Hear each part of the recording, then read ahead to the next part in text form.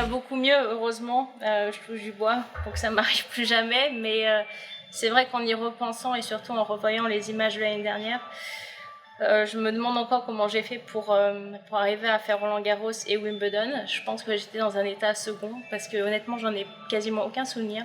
Ce qui est à peu près fou, c'est que je me souviens quasiment de rien.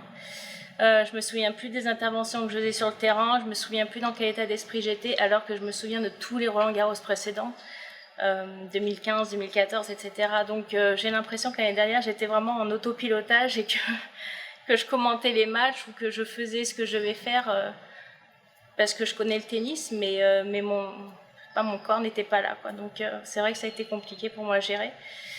Mais ça fait partie de la vie et puis j'espère que ça n'arrivera plus jamais. Mais en tout cas, cette expérience, effectivement, pas facile à vivre. Mais tout ce que j'ai vécu sur le terrain de tennis, à mon avis, m'a aidé justement à franchir ça. Je l'ai pris un petit peu comme un match de tennis, une adversaire à battre et il fallait que je m'en sorte et j'avais pas le choix. Je suis amoureuse de mon micro parce qu'alors en ce moment, je peux vous dire que des interviews, j'en ai fait quelques-unes pour être complètement honnête.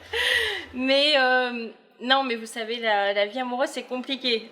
Pour avoir une rupture un peu difficile, c'était en quelle année déjà? Je me souviens même plus. Fin 2015, si, ça remonte. Je m'en remets à peine maintenant, vous voyez.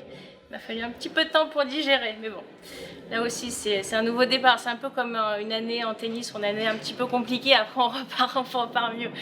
Mais c'est vrai que voilà, je voyage encore beaucoup, j'ai beaucoup d'activités, donc c'est pas évident de me suivre non plus, quoi. Je suis un petit peu une boule rebondissante qui rebondit de ville en ville éternellement.